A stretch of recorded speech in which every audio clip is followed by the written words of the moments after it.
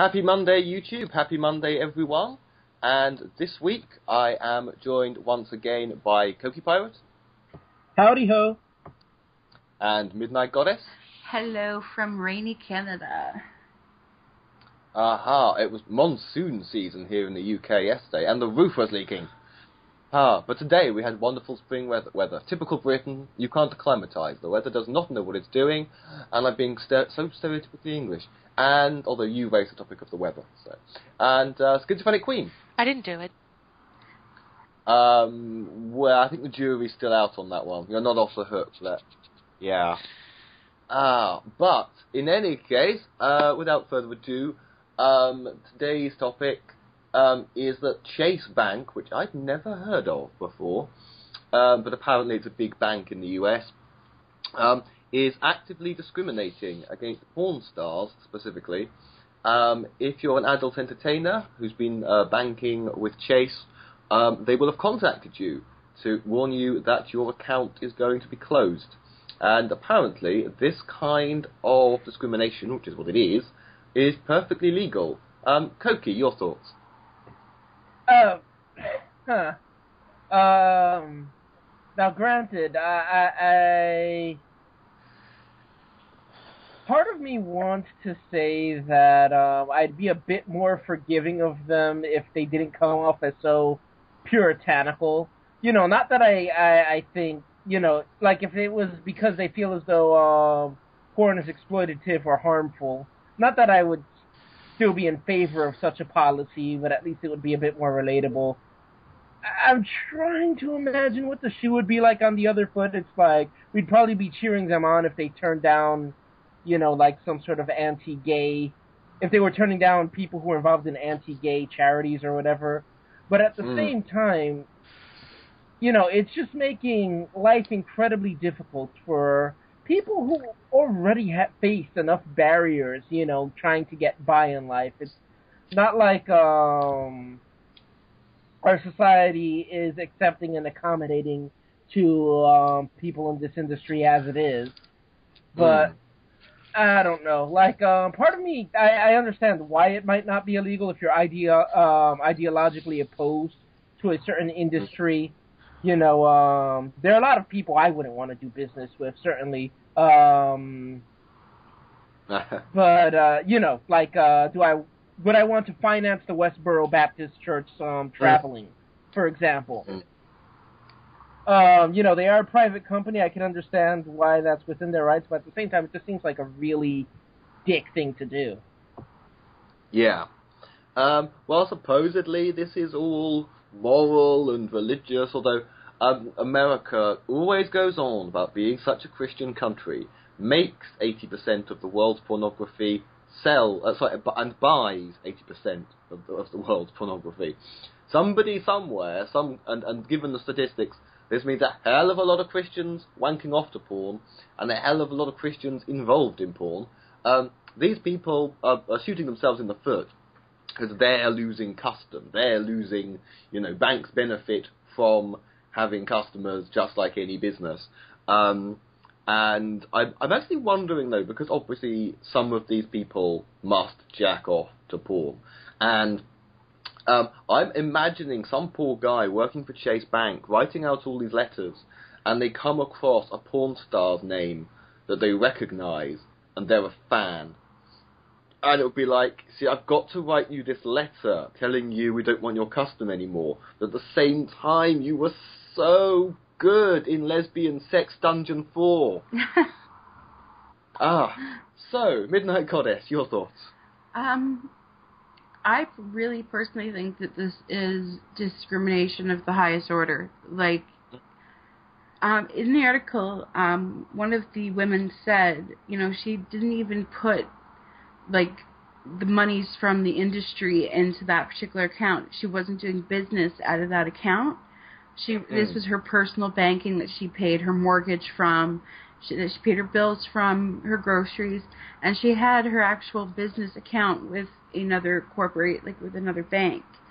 And this kind of reminds me of something that happened about I would say a year and a half, 2 years ago, when Canada passed their newest anti-terrorism law, and the TD Bank instituted this policy where if you have any connections at all, like family connections or business connections to, I think it was Iran and Afghanistan, that Right. they cut their banking completely. The letters said May 29th, they were written on May 29th, and they were saying as of May 29th, any account you have with us is closed. So what happened is there were people who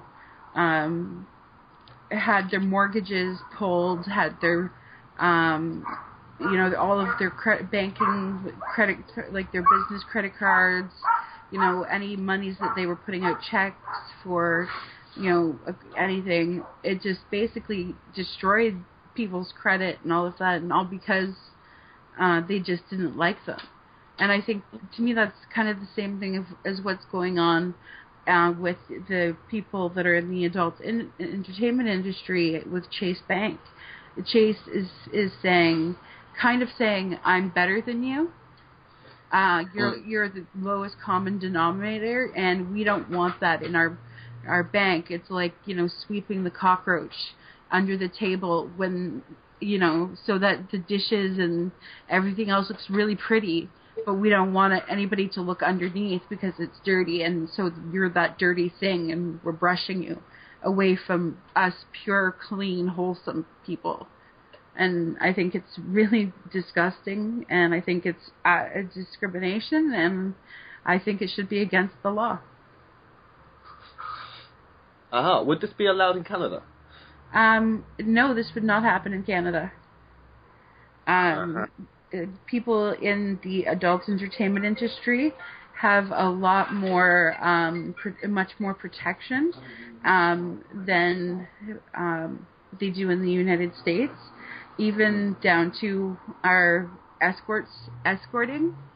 We'll use that term. They're protected quite a bit in Canada. So this wouldn't be tolerated. This one would be seen as discrimination, and it wouldn't have been gotten through. It would have just been ravaged and destroyed, and it never would have seen the light of day. Wow, once again, Canada seems like the sane sibling of the United States. Unfortunately. Queenie, your thoughts? I want to move to Canada. I would so move with me. I have an extra bedroom. I would so do that in a second if I figured I could get away with it. Let's all move to Canada. I'd probably be an illegal immigrant. I don't even have a passport. But we could buy a big house and all live in Canada. Yay! Yes, let's form the YouTube coalition of people who want to live in a nice place and put it in Canada. And be polyamorous porn stars in Canada. We could do that if we want. I'm just gonna be like, I don't know. I always figured if I went into porn, I'd be like an angry porn critic or something. It's like, oh, you're not even doing it right. Didn't you have a Dom persona on your YouTube channel for a while? Oh, Queen's Court? I should do more of that. That was just me, like, putting the smackdown on people for various reasons. I need to do that more often. People thought it was really sexy. And I thought it was really fun. But then you get people who were fans of the people I was bashing, and they're like, oh, it's not even like a real court.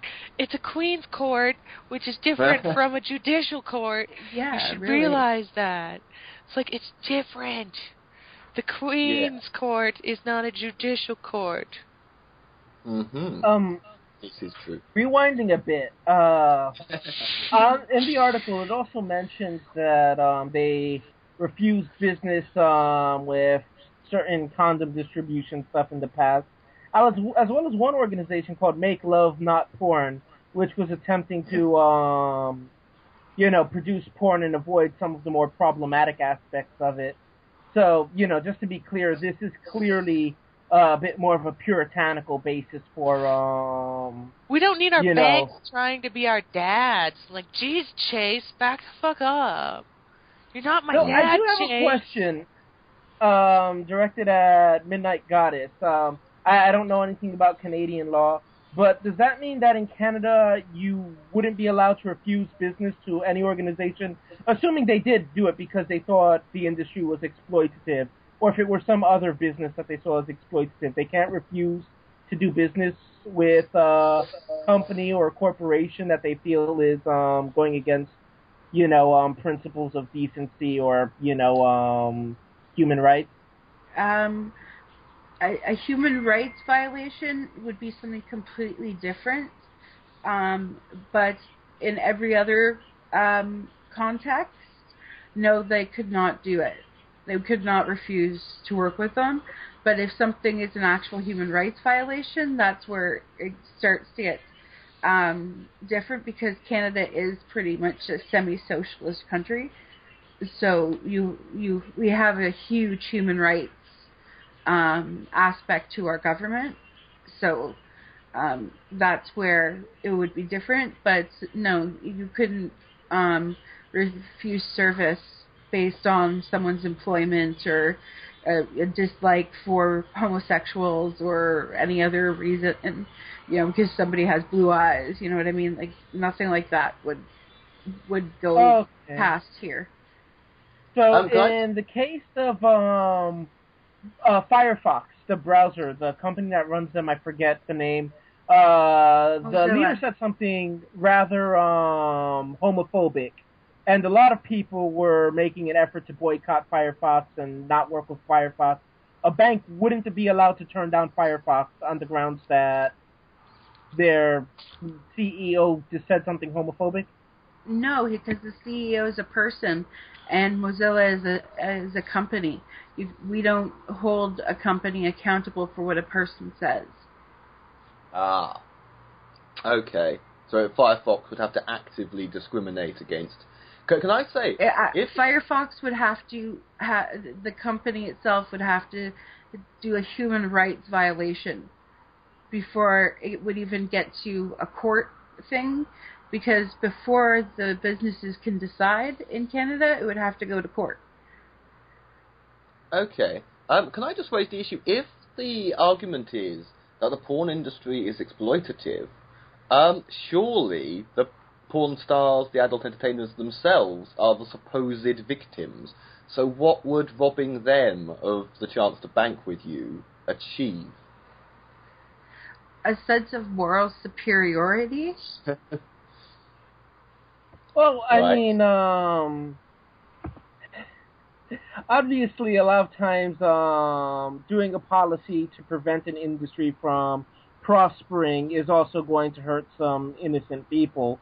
I mean, assuming that this was the mentality, which I don't think it is. I think they're just being puritanical idiots. But I could see the reasoning that, you don't want the porn stars to suffer, but at the same time you don't want the industry to survive, so you're cutting everyone off.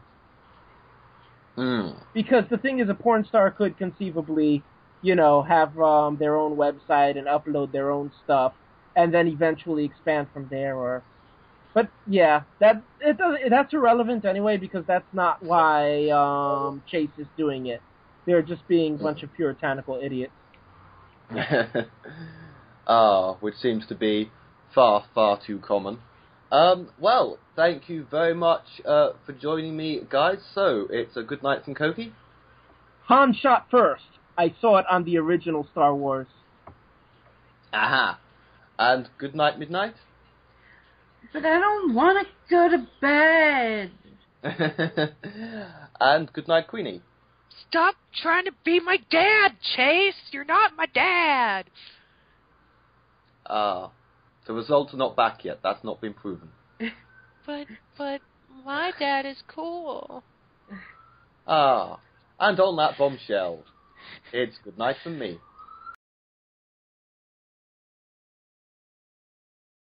Happy Tuesday, YouTube. Happy Tuesday, everyone.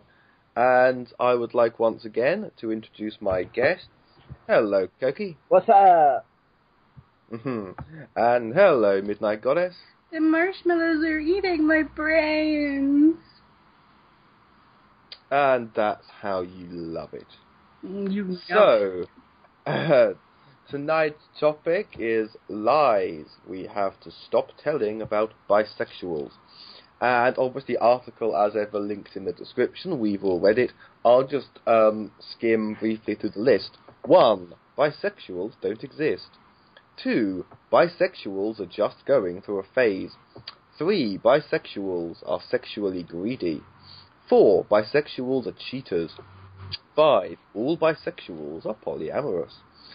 6. Bisexuals are scared of commitment. 7. All women are bisexuals. 8. Bisexuals are attracted to anything that moves. 9. Bisexuals are only attracted to binary genders. 10. Bisexuals spread HIV. 11. Bisexuals live for threesomes. 12. Bi-erasure is a myth. 13.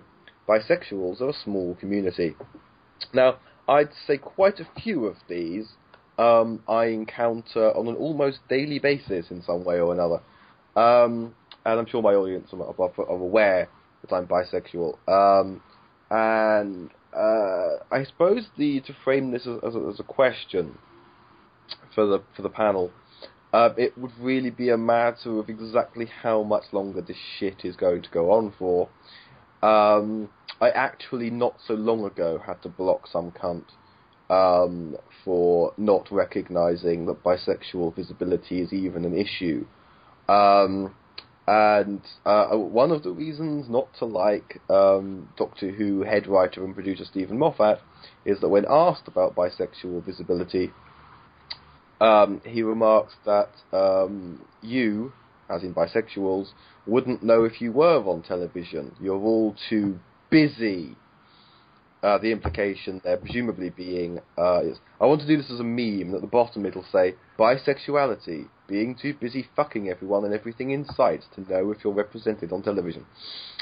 So, Coqui, your thoughts? Well, this is frustrating for a number of reasons.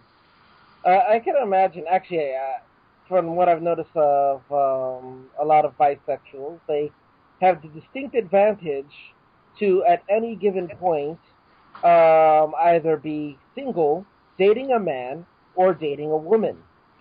I think that's a clear sort of difficulty in this, because at any given point, you're going to come off as being in a heterosexual, homosexual relationship, or not in a relationship at all, whereas you can't really imagine a bisexual relationship, save it be some sort of polyamorous thing, which is a problem in of itself.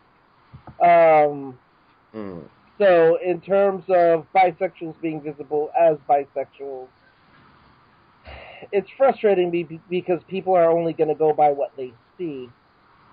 That being said, people are stupid.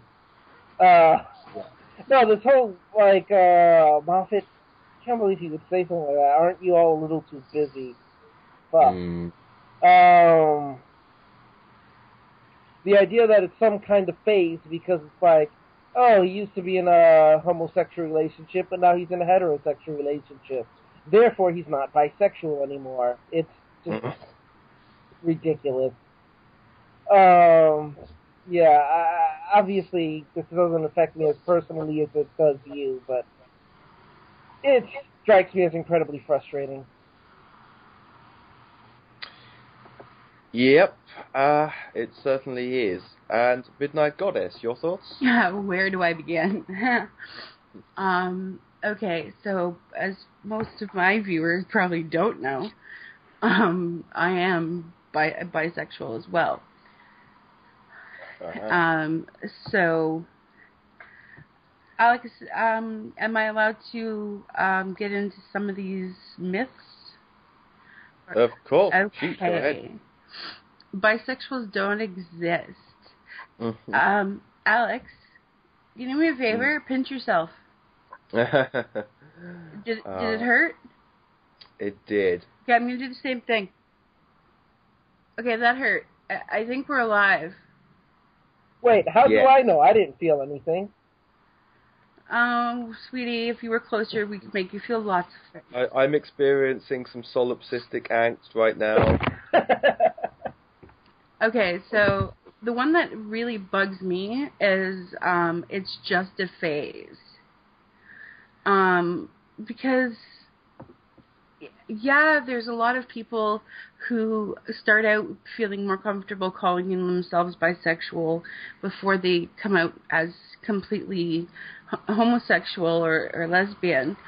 But at least in Canada, we have this saying where it's bi now, gay later. And that drives me bananas. Because I'm never going to be completely lesbian. You know, I'm bisexual, but I'm sexuality and gender for me are two very different things. And I've combined them in many different ways. So it's not a phase. It's who I've been since the birth of my sexuality. You know, it's always been that way with me. Like I was seeing both genders in high school and things like that. You know, the big one for me, a lot of them are bothering me, but one of the big ones for me is the bisexual spread HIV. Okay, so yeah, there's a larger portion of the community, the homosexual community, that does have HIV. However, statistically, black women have the highest HIV rates, followed by Latina women, and then followed by white males. So, what is happening is the men are going to jail, or the women are going to jail, or being promiscuous, or have had, you know, everybody's got, you know, a random, you know, in their sex life, in their sex history. Everyone's got a random, you know? And sometimes you can carry the illness for forever and not know you have it. You know, 10, 15 years without a single symptom. And it's not... just because you have... just because you're bisexual doesn't mean you're more likely to spread a disease. You're more likely to spread a disease if you do not take the proper precautions, i.e. get yourself tested, use condoms, use dental dams, things like that. Does your sexual orientation, the condom doesn't give two shits what your sexual orientation is. Whether it's going in a cooch or it's going up the ass, it doesn't care. It just wants to, you know, have happy time, you know? So, that really bothers me. And to just throw it on a group of people. You know, white heterosexual women have HIV. You know, right? Like it doesn't. HIV is a disease. It doesn't care what color you are. It doesn't care what your sexual orientation is. It's not going to go around the corner and go, wait, oh, she's having sex with someone who's got HIV. Okay. But wait, shit, she's heterosexual and the guy she's with is bi. Fuck, now I can't give her AIDS. And then walks off to the next bedroom. You know, I don't think AIDS works that way. And just keep going down the list. It's saying that, you know, we're a small community, and I don't think we are. Because even in just my smaller town, you know, I help run a youth organization, and that itself is teenagers helping them come out and things like that, and that has a large group of like bisexual people in it, and that's just one youth group in one town. Sorry, I know I went on a little bit of a ramble there. I suppose... Oh, go on. No, Cookie, go ahead. I don't want to take up all the time. Okay, I was going to say, I suppose a couple of the other myths that we haven't touched up on has to do with being sexually greedy, being promiscuous, being cheaters, being polyamorous.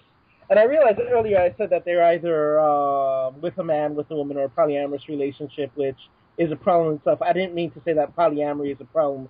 I just mean to say it hurts the perception. You know, whether you're with a man or with a woman or in a poly relationship, there's just no winning when you're a bisexual because everyone's going to get the wrong idea. But, you know, the logic that bisexual people are greedy or are more prone to cheat is like saying that someone is more likely to be fat because they're not a picky eater. It just doesn't make sense. You know, and it's not even necessarily a broader range of people you're attracted to. It just means that, you know, you can be attracted to men and women. Maybe some heterosexual men are attracted to near all cis women, and some homosexual men might be attracted to near all cis men. And then you have bisexuals that could conceivably be attracted to a select few men and a select few women, you know. Just because it incorporates both sexes doesn't even mean it's a larger selection pool. I don't know. I guess I can understand why people like to use their imaginations in this kind of stuff. Oh, yeah, it also says all women are bisexual, as if, you know, female sexuality is somehow more flexible than men. And the main reason why people have this bias is because we're horrible to bisexual men in our culture. I mean, we either dismiss them as gay or, you know, it's just something that's very hard to come out as. That's not to say that we're nicer to women. Well, maybe nicer, but it doesn't mean that we're not necessarily, you know, nice to women who come out as bisexual.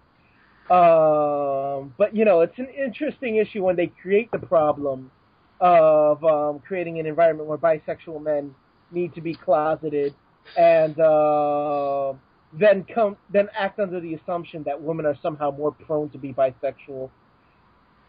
I don't know. I think, yeah. Oh. What I've noticed in popular culture, looking with this kind of lens at television, at least British television or English language television, from the past few years, where we are visible, we're treated, bisexual men specifically, are treated like gay or bisexual women, in that we're exotified and over-sexualized. So we are represented, and I actually even thought this about Captain Jack. It kind of improved over a while, but Torchwood was a show that, despite, I think, about half the writers being gay, their attitude towards bisexual men was the same as their attitude towards lesbians. That automatically it's exotic, automatically these are very sexual characters, very defined by... and I have actually encountered the assumption that of threesomes and polyamory, along with, and this is from straight men, the assumption that if they were to try it, if they think they're maybe bi-curious and they're not sure, or bisexual but not sure, that a bisexual is going to go, oh yes, well I'm bisexual, so I'm the test model. You know, you can test run your same-sex inclinations with me. So what actually really frustrates me, Alex, as a bisexual woman, because for a long time I was very open about my bisexuality, and I've become not closeted, but more so I don't really talk about it unless I'm asked, because I'm really fed up of the quote-unquote straight women that I've had that approach you because they're curious and, you know, they think, oh, well, you know, Midnight Goddess is bisexual and, you know, we're friends and, I'm kind of curious, maybe, and or they do the stupid, I'm gonna get drunk and then blame it on the alcohol, and that's how we get stupid songs like I Kissed a Girl by Katy Perry. But and I think that song has done more things to harm the bisexual image than we probably have time to discuss tonight. But it's really kind of sad because not only are they saying, okay, so Midnight Goddess, bisexual, promiscuous. So I can go to her because I'm curious, and she'll do it because she's promiscuous. And so they're assuming that, and then they're using, an intoxicant to blame their actions, so the next day they don't have to. Especially because that's something I refuse to do. I won't be the teacher of the curious straight girl. It's just not something it's something a long time ago I decided I wouldn't do. So the next day when they're remembering that they got turned down, they can say, oh, it was just the alcohol, or oh, it was just this or that. But they're automatically assuming, like, even if I'm in a relationship, they still assume that you'll do it because you're bi. You must be, all these things. You must want multiple sex partners. You must want this and that. Like, how can you really love? You're bisexual. You can't decide who you love. So it's actually like that's probably the most infuriating part of being bisexual, at least for me. Is those types of women. So we've both, me as a bisexual man, you as a bisexual woman, we've each experienced the term I used, I think, was test run model. And for the audience's benefit, we are now joined by Schizophrenic Queen. Hello, Queenie. Heyo. Hello. Do you have any idea what we're talking about? Bisexuality. Yes. Tell us exactly how awesome you think us bisexuals are. Well, I think you're all very sexy people for starters, and to go on top of that, as far as I'm aware, all of the bisexuals I know also have really epic personalities. So it's like you get everything you could conceivably want in a sexy, sexy package. So kind of like you. Aw.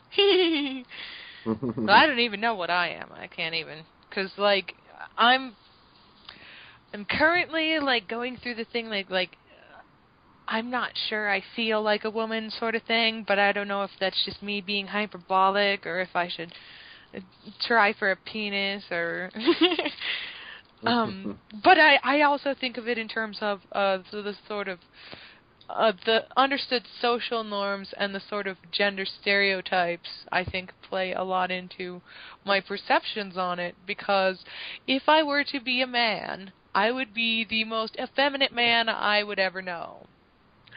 But at the same time, I realize that that's a lot of social conditioning, that a lot of that's inaccurate. It's not. I don't even know how to. But as far as attraction goes, I tend to be romantically attracted to both men and women. Whether or not I pursue anything like physical with that is like up for debate.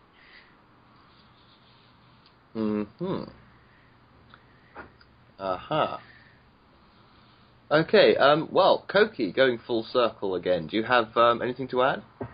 No, I think you guys covered all the bases that I can think of at any moment, right? Or I can think of at this moment. Okay. Midnight Goddess, anything to add? Just remember, gender and sexuality are two completely distinct things. And if you mismatch your socks, you kind of understand what I mean when I say that.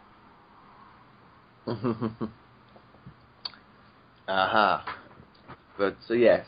But, to paraphrase Doctor Who, gender and people assume that gender and sexuality are a question of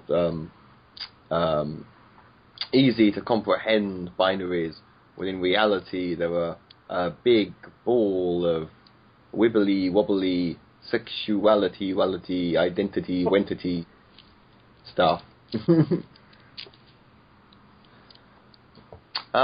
And on that bombshell, Did we have anything to add? Love long and prosper. C'est magnifique. So, I hope everybody had a really awesome Tuesday. And obviously, Tuesday will come around again so quickly, as they do as we get older. Coqui, I hope you had a lovely Tuesday. Goodbye. Have a good one. Midnight Goddess, happy Tuesday. Have a lovely Tuesday, darling. And Schizophrenic Queen, you were only here briefly, but obviously there'll be many future Tuesdays in which to enjoy indulging on your radiant presence. Aw, thank you. Okay. And it's good night from me, Internet. It's good night from me, everyone. Happy Wednesday, YouTube. Happy Wednesday, everyone. And the news this week is that it is confirmed. The results are back. Schizophrenic Queen really is the secret love child of Chase Bank. Alex, I have something to tell you. Mm. I am your mother. No! And if everyone could introduce themselves with a quick Maury. So, Coqui? Maury. Wait a second. Does that mean both of you are like part bank? Is that like a cyborg or something? Yes. I am the grandson of a bank, which means actually that would be great because that would mean that I shit money. Hooray, results. So yes, Maury indeed. Mm-hmm. And a Maury from Midnight Goddess. Oh, you don't know who I is. You don't know who I is, Maury. You don't know who I is. And Queenie. Maury. I'd like to say, as I'm the host of London After Midnight, people should be chanting Alex. Well, we could do it again if you want, like Alex. No, next time. But now we want to do it. And we just recorded us talking about doing it, so we might as well. Yeah, Alex. I don't want to start the call again. Can you give me 1 second? My son wants something to eat to settle his stomach a little bit. So it's already ready. I just have to give it to him. Okay. Now that we've already said call and recording, immersion is completely ruined, so you may as well. No, I think this kind of thing improves it. I think it makes it funny. Okay. It's like people are hearing the outtakes. Also, well, now you're just demolishing the fourth wall. Yes. People can't prove that Queenie isn't my mother and that Queenie isn't the daughter of Chase Bank. And if you can't disprove it, that means it's true. Are we creationists now? I've been on YouTube long enough to give up the will for anything, and I'm the guy who was asked to provide documentation of me not being sectioned. The concept of evidence or proof or in any way reasoning to value what is or isn't true is just as I'm right because your mum. Okay? God. What'd you say about my mama, fool? Perhaps I was wrong to assume that a bank was a machine, though. It's more like a collective. But what would you call, like, so wait, are we the Borg? Part human, part concept? We're Borg? I don't know. I wanted. Well, what was the name of that film with the robot house? And at the end, she's pregnant by the robot house, and she gives birth to a robot house baby. Is back. Welcome back. Sorry. Oh, that's okay. I've lost my place now. Right, the topic is UKIP assholes. Now, obviously, a lot of people are going to be very familiar with the United Kingdom Independence Party. I need to think of something really funny that acronym could potentially stand for, though I'm sure that's dumb. And basically, I'm glad that at least they have a free post address, so the campaign is just to waste their money by sending them shit. Well, not literally shit, but you can. I'm even going to put it in the description. Any UK residents listening, if you're not doing this already, you should be. Basically, this week, there's a comedian over here called Lenny Henry that I really like, and I grew up with him. Not literally, you know what I mean. I grew up and he was on the telly, and he's done some movies. Actually, Lenny Henry is in the movie Penelope, where the girl has the pig's nose. So, to any Americans who don't know who Lenny Henry is, he was like the police inspector or whatever. And a BNP candidate tweeted, because Lenny Henry has been talking, he gave a very good talk, which I've seen, it's on YouTube, about diversity, which UKIP interpreted as him saying that he didn't like working with white people, which was not what he was talking about. He was talking about visibility, representation and diversity in the media, opportunities for black talent, or for talent among different ethnic groups. He spent his career working with white people. He married a white woman. His production company hires white people. This is a massive load of bollocks. And this UKIP candidate, bearing in mind UKIP is one of those parties that has to deny being racist, tweeted at him that he should, quote-unquote, go and live in a black country. The irony being that Lenny Henry is from Dudley, which is a region of England that we actually do call the black country. But in any case, guess what? This UKIP candidate, whose name I can't remember, he's such a cunt, I think it's something Henwood, was born in South Africa and is therefore an immigrant to the UK.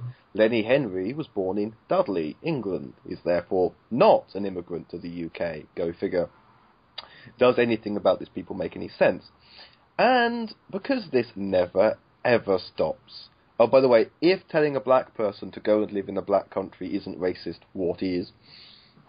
And just today, yesterday, I read that another UKIP candidate has said it is not possible for a woman to be raped by her husband. And without even wishing to be facetious, how the fuck are these cunts in the lead in the polls? Cokie?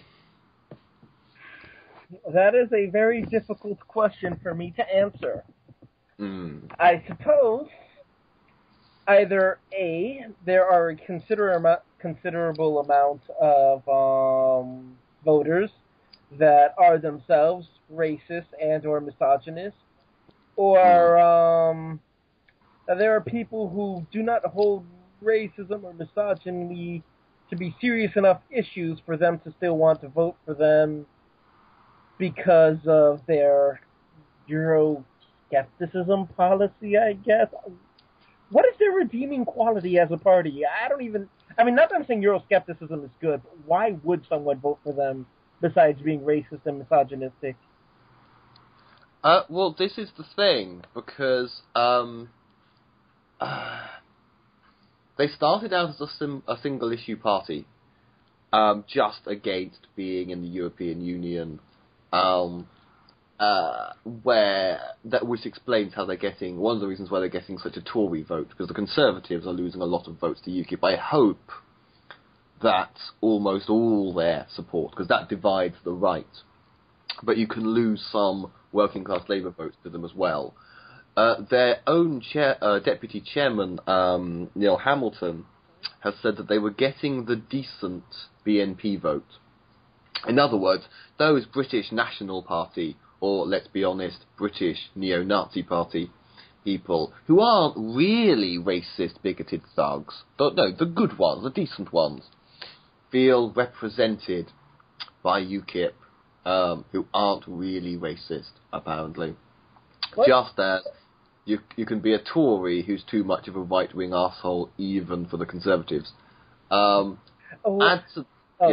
I was gonna ask, what happened to this other party, the English Defence League? Is that still a thing?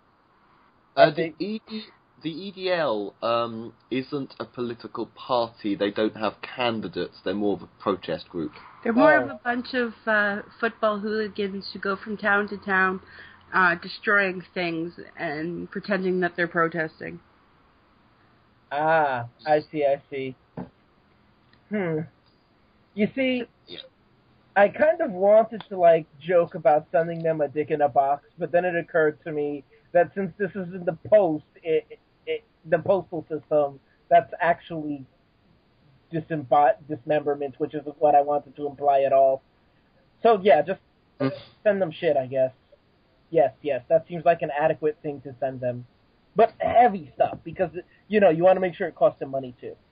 Exactly. Why are people only graffitiing the UKIP leaflets and sending them to their free post address? Send them a brick. I'm actually planning on I've sent them something. I'm not going to say what in this podcast, but I intend to send them any number of things. I also think, don't just waste their money, waste their administrative time with actual, nonsense mail. I'm also going to annoy them by not sending them their own leaflet, but by sending them leaflets from from every rival. Although so far, I've only had Conservative and Communities... Is it Communities Union? Communities Unity? I think, the Community Union Party, which CUP. Let's just call them CUP. Just to be clear, because I think there was a miscommunication, when I said send them shit, I didn't mean send them stuff. I meant send them excrement. Oh, actual excrement. Yeah. Cool. This is the thing. That is what one should definitely do. Although, obviously, if you're going to send somebody something and it could be judged to be a crime, don't say so in a podcast, just in case. Technically, fecal matter is not illegal to send if it is in a wrapped container before it is put in the letter, because technically it is not... it doesn't contain... Human excrement does not contain some stuff that can, really harm you. So if you're putting it, say, in a Ziploc baggie and then putting it in a parcel, then he'd be covered by not... The person wouldn't actually be putting their hand in it. They'd just be getting a bag of shit. Oh, okay. Well, they'd probably just assume that was the new candidate arriving. Probably. I love it. Do you mind if I talk a little bit about my impression of UKIP as a Canadian? Okay. Well, as a Canadian, seeing it from this side, a lot of it has really confused me in the sense of I don't understand how somebody can feel proud of where they fell out of another person. You know what I mean? Because UKIP is they're nationalists, aren't they? Yeah. So basically, they're just proud of where they happen to be born. And to me, it just seems like an excuse to take a bunch of scared people who don't like each other, who all don't like same people. So they all hate the Jewish people, they all hate the black people, they all hate gay people, etc. So that's scary. And now, so we've gotten this big group of scared people together, and now they're, who are all proud of where they were born. And I think that's a very dangerous thing to happen, because let's say they get a very charismatic leader one time, and that charismatic leader reinforces, good honest values for true British people. And maybe they start to have special schools and then build areas for the other people to live. And, you know, because they've got the power to. I mean, does this sound any familiar at all, what this could turn into if gone the wrong way? At least under UKIP, the trains will run on time. Yeah. Yeah. Bad joke, Alex. I know. I'm but so it's sorry. just it's got that breeding ground. Like that's the problem with groups like the EDL, the BNP, UKIP, in Canada, the Parti Québécois, you know, in the United States, anything that's Republican, you know, it has the power to become something incredibly dangerous. And if it's in the hands of the wrong people, a thought is dangerous. Yes. So, in the hands of the wrong people, a thought is dangerous, and those who do not learn from history are destined to repeat it. Now, Queenie, do you have any insights to share with us, or any impression that you have of the UK Independence Party and the implications of such bigoted people leading in the polls in the kind of political and economic environment that we're living in right now? Well, it's the same sort of like when Hitler took power, right? Because we know that's what everybody's hinting at. Like these guys are like Hitler 2.0. But it was the same sort of environment. There was economic hardship. People were going through hard times. And when people are going through hard times, it's a hell of a lot easier to get them to bicker with each other than when things are generally good. And it's such bullshit. Because, you know, if you want an example of why an anti-immigration policy is a bad idea, you should take a look at Japan. Pretty much has no immigration. The thing is, it's become a recent trend in Japan that younger couples, or not younger couples, I should say, because the problem is there are becoming less and less younger couples.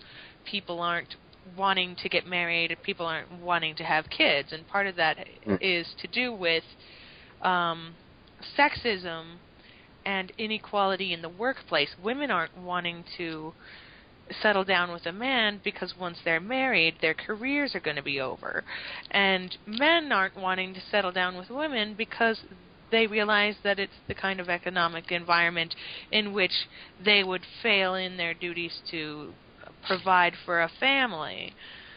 And it's due to these inequities and their anti-immigration sort of policy. Like, as far as I know, you can go there to work, but if you're not Japanese, you can't immigrate to Japan, like, as a permanent thing. And the thing is, without the younger people of Japan wanting to have more kids and this sort of thing, there's really not going to be anyone around to support the older generations if this trend carries on for too long. So, whereas if they had immigration and they had other people of other cultures and other ethnicities coming to Japan to start families and to, you know, live and work there, that wouldn't be an issue. But because they don't, it actually is a big issue. Yeah. Like, in America, you're starting to see that sort of trend come along where,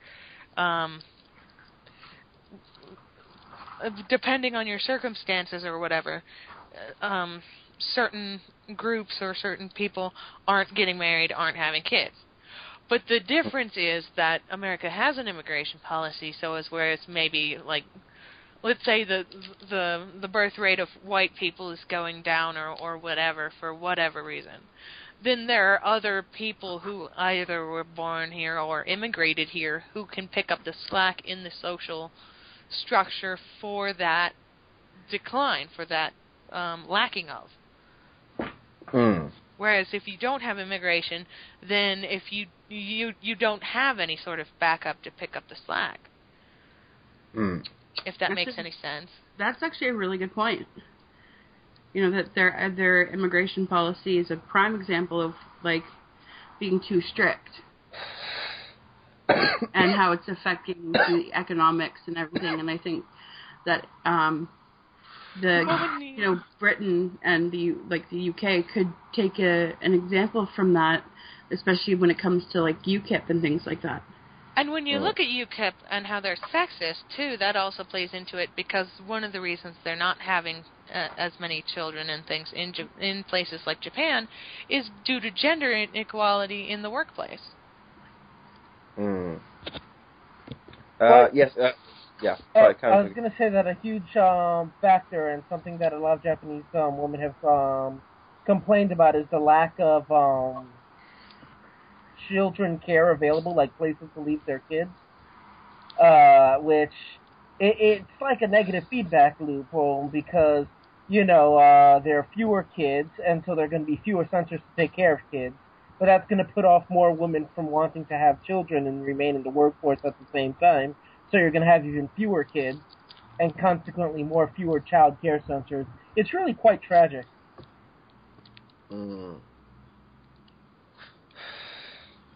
It's very hard to... by the way, in terms of bigotry, we can also, don't forget, checklist homophobia as well, because, of course, they want to get the anti-same-sex marriage Tory voters who feel betrayed by their party for pushing same-sex marriage through. So, the people too right-wing for the Conservatives. But one of the very bizarre things that came up is a UKIP. I think they've tried to deny this or suppress this, but at one point they were trying to say that the vote should be taken away from the unemployed. Now, apart from how horrific it would be to take the vote away from unemployed people, how stupid, when part of their appeal is meant to be, you don't have a job because foreigners are taking all the jobs. Yes, but bearing in mind, Nigel Farage, that's UKIP's Hitler, by the way, who unfortunately, while he may not have a great deal of charisma, he can come off very humorous and affable. Hires his German wife as his secretary, and then goes off and talks about and of course they have at least one non-British born candidate, but then they talk about the whole what is it from South Park? They took my job. They took our job. But you're trying to take away the vote from unemployed British people when it's their interest that you're claiming to serve, and it's their votes that you need. So these people aren't clever. These people aren't even competent. These people don't make one sense from sentence to next sentence. But they're still ahead in the polls.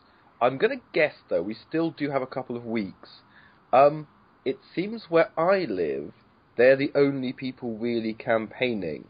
And I'm thinking that they're going to burn out quite quickly, because I think they've shot their load too soon, is what I'm thinking. Aw, were they really excited? It's okay, it happens to every type of party at some point. Doesn't make you any less of a bigot. No, it's okay.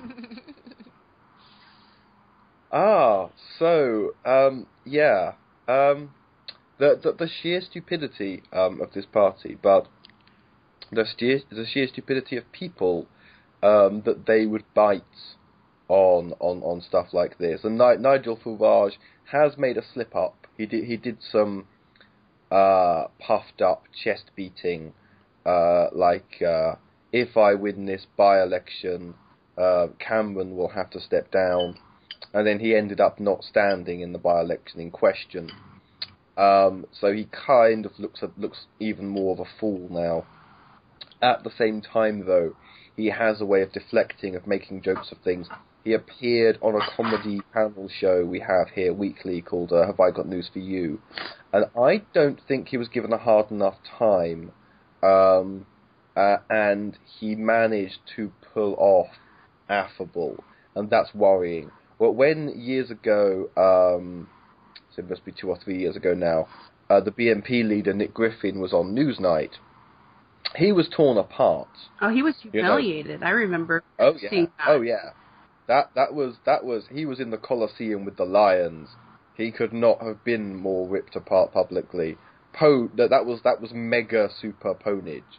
And that was like, okay, well, which of course is a good reason why you allow freedom of speech. Oh, yeah. You know, give them enough rope to hang themselves. Let them show themselves for what they are.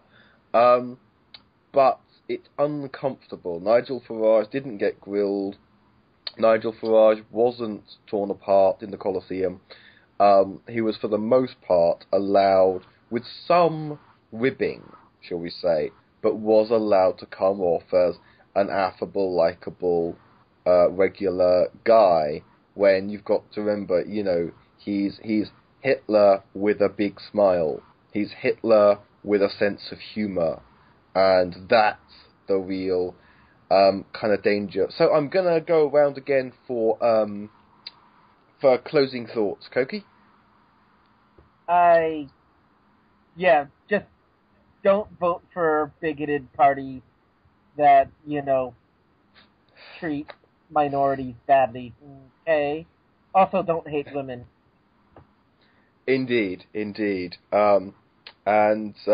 such a shame, because when you're raised to be proud to be British, one of it is that we were the nation that stood up and stood our ground and stood up to Hitler. And are we now finally falling to the fascists? Midnight Goddess, closing thoughts?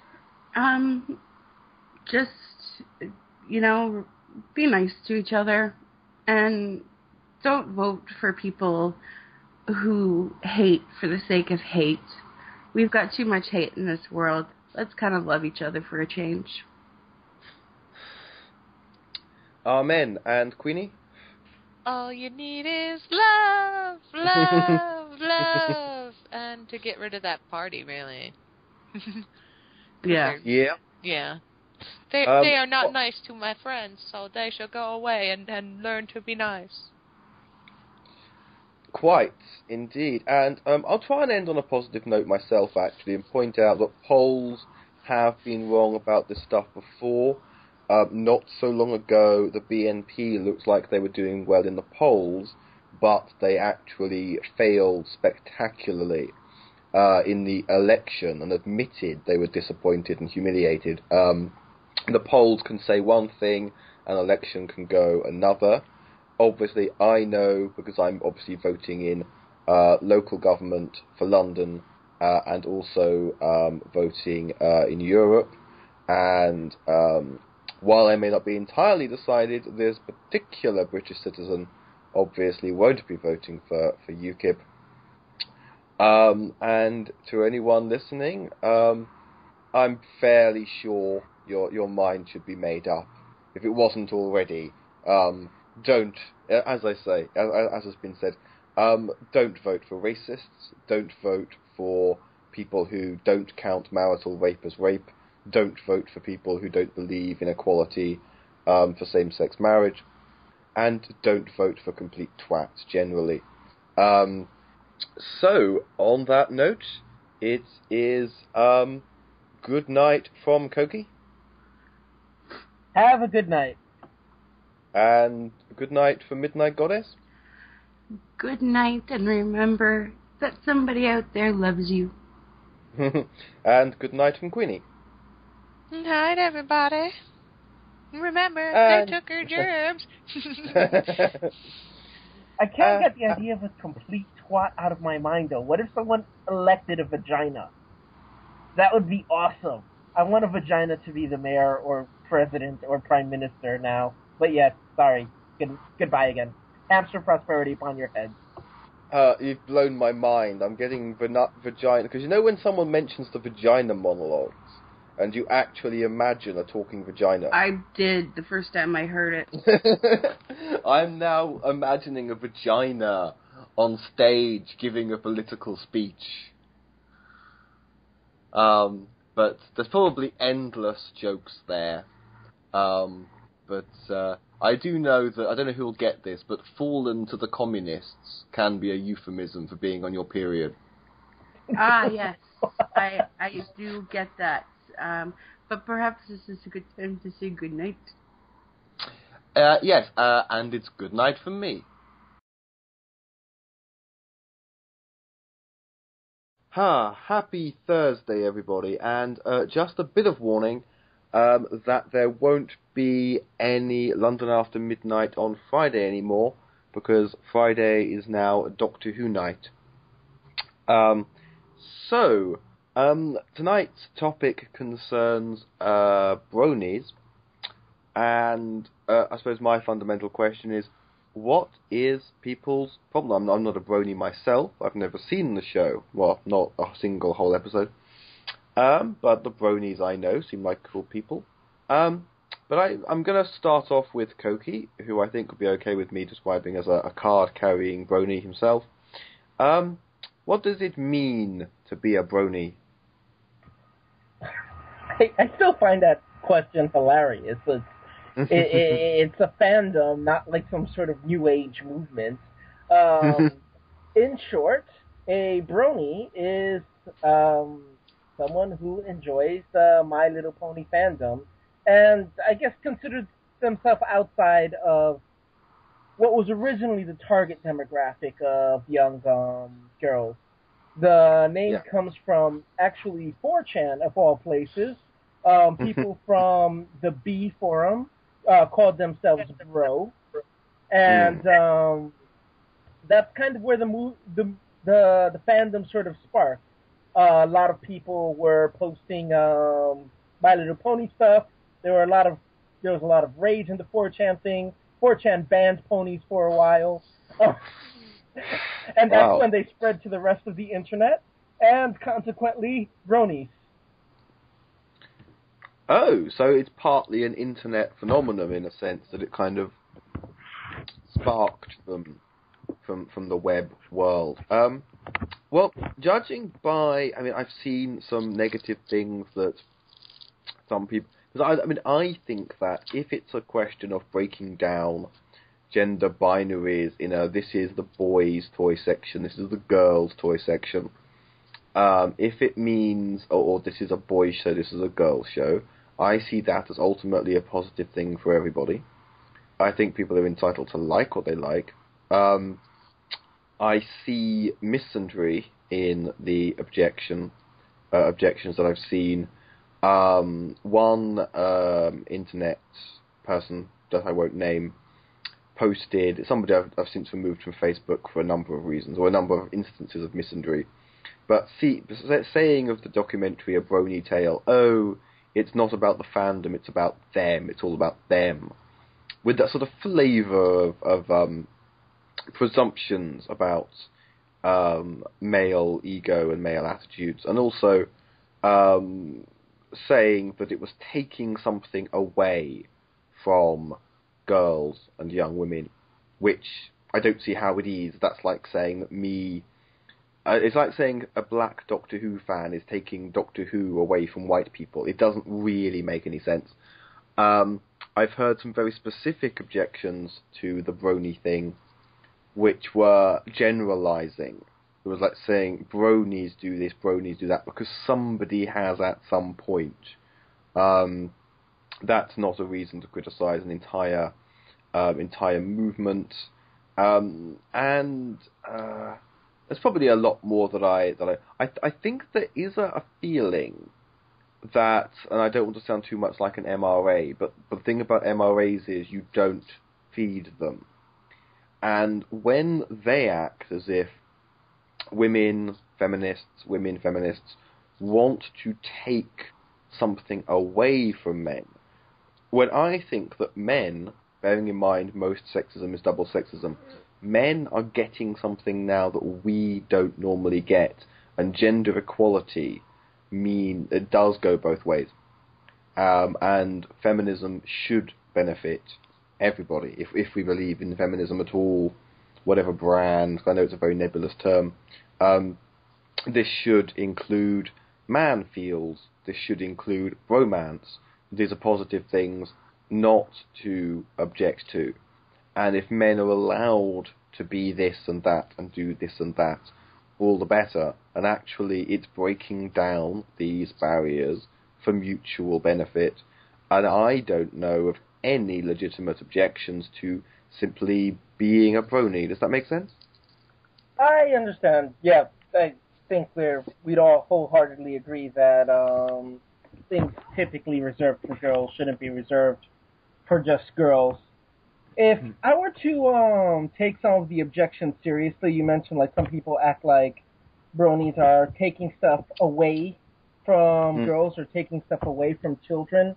There are a couple of objections that I think should be brought to light that may be actual problems. Some people, and granted, I don't really interact with the brony community that much. I just like the show.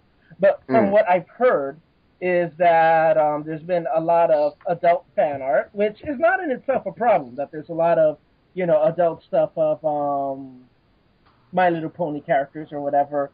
Or maybe it is, but the real problem is what I mean to say is that a lot of times they are on sites that children may go to, children fans of My Little Pony, right. Which, I can understand. I can see that as sort of pushing aside what was originally the target demographic, or otherwise just not being inclusive of, younger children and younger girls. Though I will say that there isn't a single fandom that I've encountered that doesn't produce sexual artwork. I guess it's because the demographics are, there's a lot of men who are into this. It seems as if men are doing this to children, but I mean, it's not like minors don't produce a lot of this fan work.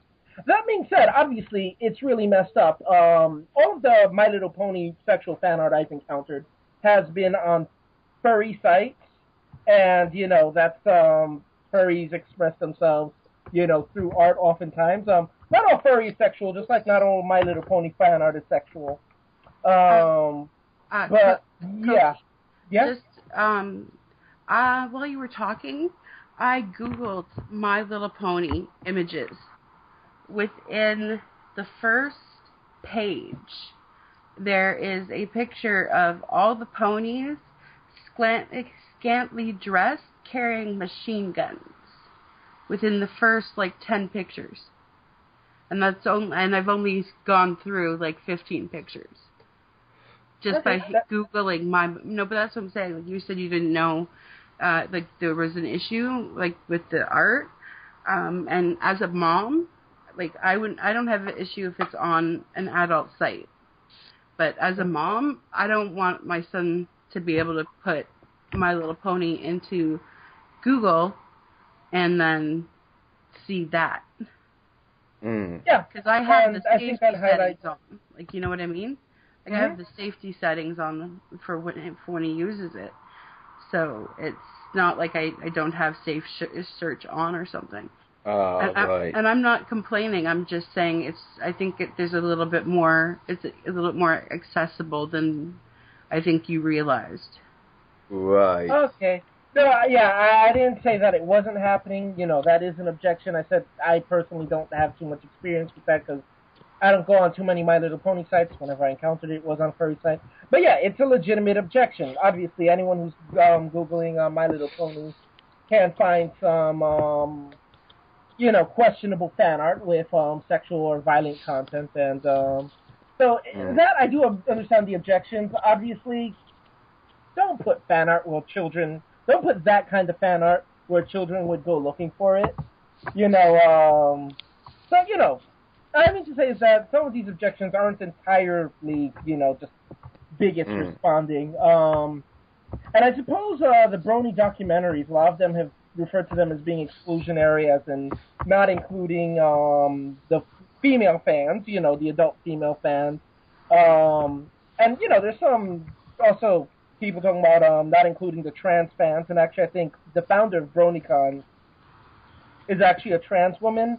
Again, I'm not too involved with the community, but, if these people aren't getting as highlighted as, the cis men, then I think that's worth noting.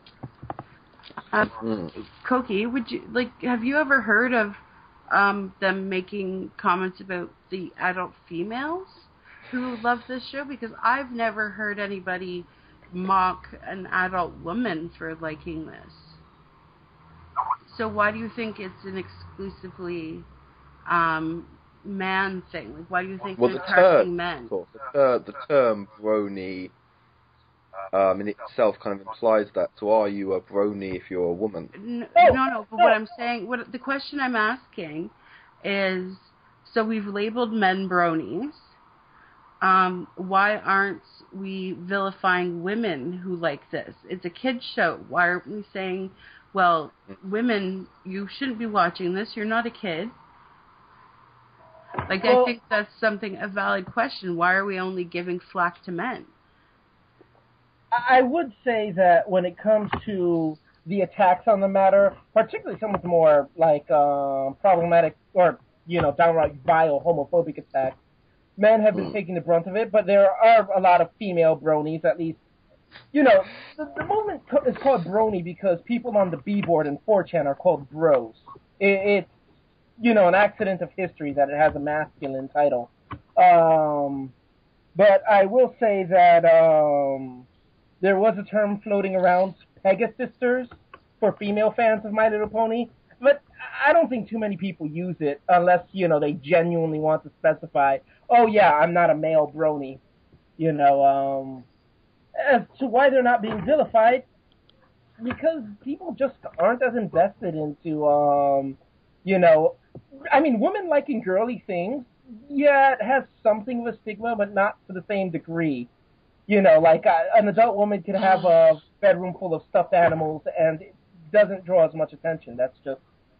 Can I just point out that when you think of sexual predators, you don't tend to think of women, even though women can and have been sexual predators. The most readily available image that comes to mind for, I'm guessing, the average person is that of a man. So I believe that is particularly sexist because it's targeting men as being potentially predatory towards the children or things that the children like. That's actually something that's come up. It's mentioned in the article that one of the subjects of this documentary, people don't see a man in the quote-unquote girls section of, wherever you're going to buy a My Little Pony figure or something, and necessarily think it's a dad buying it for his daughter because he's on his own. They don't necessarily think, oh, a man likes My Little Pony, that's fine. Some people, if they don't assume that it's somebody with mental problems, because shock horror, an adult can like a kid's show. Bearing in mind, Doctor Who used to be considered a kid's show. It was on at 5:15, and there were, it was sort of dismissed by a lot of people in those days. Back in the day, people were like, "Oh, Doctor Who, that was a kid's show," but it was a boys' kid's show, But this, you're a man in the My Little Pony section. Some people's mind goes to paedophile. That's something that's come up in the article. But I suppose the factor is also that male sexuality is just seen as something, as a public hazard, which, obviously it's a sexist attitude. That definitely contributes to a lot of the hostility that bronies experience, yeah. Yeah, well, gender and sexuality unfortunately come into this. When I first read the article, I thought, why are you even bothering to mention that 84% of bronies are straight? One of my big issues, I think, with this article in general is it makes a huge impact on the gender roles. And now I do have a son, like I've mentioned before, and he is 7. And he likes things like My Little Pony. He plays a video game of My Littlest Pet Shop. He likes the Barbie Legos because it's the only Lego set that has purple Legos. And he's been teased and, called names and things like that for enjoying these. And I've told him over and over again that there's no such thing as boy things and there's no such thing as just girl things. There are things that we like, there are things we enjoy, and I think there's nothing wrong with it as long as we're not hurting anybody else or ourselves in the process of enjoying an activity.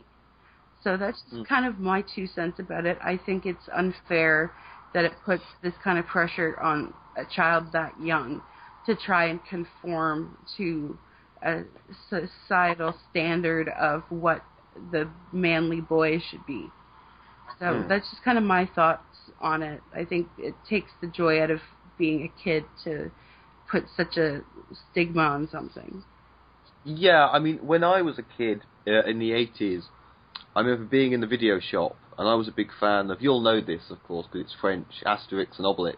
Ah, yes, I love that. And I was trying to convince this girl, oh yeah, you should rent an Asterix and Obelix video. And the dad, I'm not hating on the dad, sort of looked at the cover and said, nah, that's a boys thing. Because Asterix and Obelix is for boys. And so she misses out on Asterix and Obelix, even though it's awesome, because you've got to have boy things and girl things. And it's just, apart from anything else, it's just a bit tiresome, isn't it, to think in those kind of terms, and ultimately give kids freedom. But yeah, and anyone out there who doesn't know Asterix and Obelix, it's comic books, it's animations, it's live action, or the live action, obviously, you'll notice it's dubbed, but they have Gérard Depardieu as Obelix, and it's awesome. It's available as well in book form, in French, because it is a series that is French, as well as you can get all the movies in French, and you can get kids' books in French if your child or yourself is interested in that. You can. The comic books are available in a variety of languages. Yeah. Yes, when my ability to read French was at its strongest was when I was a kid, because I'd collect Asterix and Obelix in different languages, and I could actually more or less read the comic books in the original French. I couldn't now, not as well. But anyway, Queenie, your thoughts on this issue?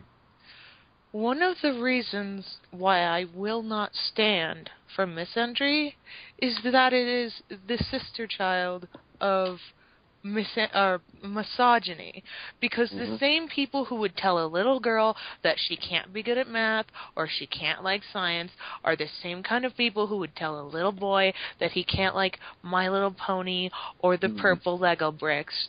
One of the reasons why I'm a humanist rather than a feminist is because of the kind of double standards that you'll see here. Men and boys who like My Little Pony are bullied and ostracized just because they happen to like a thing that is deemed beyond them liking. It's like, oh, you're not supposed to like this thing. You're not supposed to do this. You're not supposed to do that. The same people who are decrying that they're being held down by someone else are doing the exact same thing, and it makes me want to fucking puke. Because let me tell you, as a kid growing up scared and confused and not knowing what the fuck was going on, I had an internet connection, and some of the people who I made the most meaningful exchanges of my life with were men guys my age, who were going through the same sort of conflicts that I was going through. And I found more solidarity with them than I did from any other woman I had ever met at that time. And that meant more to me than you could possibly imagine. I have talked to male rape victims. I have talked to guys who've been bullied because they were gay or they liked something that was considered gay. And this is just such a powerful part of of this experience that I've had is that they were getting the same sort of shit that I was getting for liking the things that we were prospectively not supposed to like.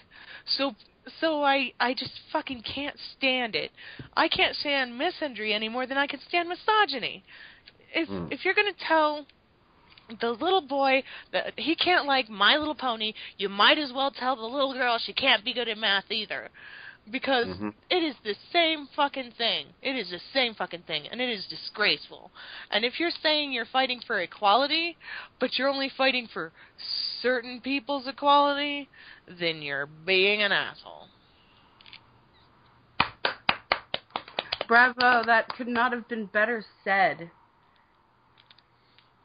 And indeed, I actually had these thoughts, or thoughts of a similar vein a while back when assessing complaints that, feminist critiques of various shows, including Sherlock. And one of the objections was bromance, as if bromance is automatically a bad thing. And of course, with the bronies and My Little Pony, the slogan is "Friendship is magical," and it's being sensitive and it's valuing friendship. And if you're a man, a British man of my generation, particularly with the kind of dad that I had, that moment when Sherlock seems to be about to die, and one way or another, Sherlock Holmes is saying goodbye to his best friend, John Watson, and a single tear rolls down his cheek. It was like, oh my God, Sherlock Holmes, like one of the most iconic male heroes ever, just cried. Sherlock Holmes cried, saying goodbye to his best friend. Sherlock Holmes can cry? And it was like, a while after, I realized that to someone like me, it feels like permission. It feels like you needed permission. Like, gentlemen, you may show emotion, you may value friendship, you may, and like, why is bromance you can't say, you're not trying to deprive men of something if you, like, condemn bromance, as if bromance means bros before hoes, as if bromance is somehow this bad thing, when actually, again, it's freedom and equality for everybody. So yeah, this is a very true, very real thing in our culture, and unless we come to kind of realize that. Another thing I'll mention is, if you're my father's generation, it wasn't just that because obviously once upon a time there was a stigma against women smoking. Smoking was considered this male thing. Obviously nowadays we know that smoking is bad for you. You shouldn't really do it, whatever your sex identity. Not that it stops us, but it became acceptable for women to smoke. But there was a period when it wasn't acceptable for a man not to smoke. And my dad, growing up with Kojak, of course, because the actor Telly Savalas hated smoking, they gave the character a lollipop, because in those days, I think it was the 60s that Kojak was on, so my dad would have more or less grown up with it, or he was a teenager, or who was a baby boomer. You would look at Kojak, who was a detective, which was a particularly macho role, I suppose, a cop, a male cop.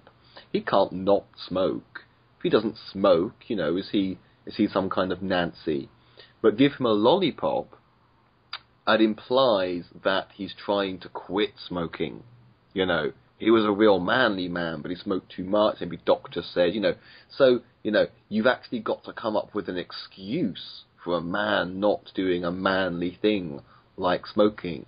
And that shows the duality, that once you say, although smoking is a slightly bad example, because it's not a great thing to do, but, it's when you say people are equal, so yeah, women can smoke as well, you've also got to say men don't have to if they don't want to, which is kind of a microcosm for the whole thing, really.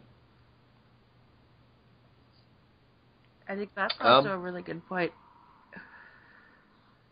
Thank you. And we have Cokie, such this. I was just going to say, we have this huge pressure on men to be manly. I was in a toy store the other day with my boyfriend. It was actually like a grocery store, but it had a toy section, and we heard a couple aisles over, this kid was like crying or something because he was upset, and his dad is just like, why are you crying? Why are you crying? I'm not going to talk to you until you stop crying. And I was kind of like, wow, that is how they do it. It's like, you're just not allowed to cry. And this kid was like, maybe he was like, I think he was like 5 or something, and it's like, we're starting him really young. You're not allowed to cry, man. Well, I've had complete strangers, come up, and, my son, when he was like 3, would have a tantrum, and they'd come up and be like, oh, make him man up, and I'm thinking, he's 3. You man up. I don't know you. You don't know me. Go away. Yeah. So I think there's just a lot of pressure put on men, and to not to be that manly, man. The very phrase "man up" is itself an example of double sexism and how sexism tends to be. At school, I was told that actually there was a girl who actually was a bit of a bully, but you wouldn't call it bullying because she was a girl and I was a boy. But was sort of like, because we all did home economics, and she was like, her attitude was like boys doing home economics, because no boy could actually cook as well as a woman, as if there aren't male chefs or anything. Yeah. And I also remember a science teacher telling me that I couldn't be a feminist. Only women can be feminists. There are still feminists that would hold, this is a woman's struggle, men can only identify as pro-feminist, which, is a weird semantic distinction, but, Yeah. I would class... Sorry. I was just going to say, you were saying what you had experienced. With home economics, I experienced the opposite. I was the first female in my high school to be allowed to take shop, because I fought tooth and nail, and they still made me wear the damn kilt while I did shop. I actually got bullied out of shop class by the shop teacher. So I think we don't actually have this over here, but I think it's when you throw stuff, basically, isn't it? But yeah, there are so many examples. Shop class is like repairing cars and... mine was like a woodworking class. No, I was working on cars, and I was rotating tires, fixing carburetors, I was the first girl that they let in to do that. Okay, I know what this is. We call this CDT, Craft Design Technology. Okay. But yeah, there are so many examples of this and how... But I suppose the long and the short of it is it cuts both ways. I think there's actually like a fork in the road here where there's 2 potential topics that this could lead to.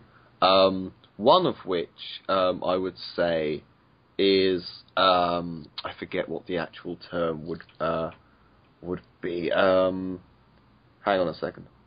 Okay, so I think that this topic has led to 2 big potential new topics for another show. So what I'm going to do is just throw the floor open for any closing remarks. Cokie? Sexism is also awful. Friendship is magic. And Midnight Goddess? Don't let other people's opinions sway your path, and just be true to who you are. Excellent. And Queenie? Love yourself. Aha, I do. Yay. Frequently. Ooh. sorry, that was so lame, I just couldn't resist it. But yes. Absolutely. And I hope everybody has enjoyed this week's London After Midnight, and tune in tomorrow for Doctor Who Fridays. And, well, other than that, it is a good night from Coqui, a good night from Midnight Goddess, a good night from SchizophrenicQueen, and a good night from me.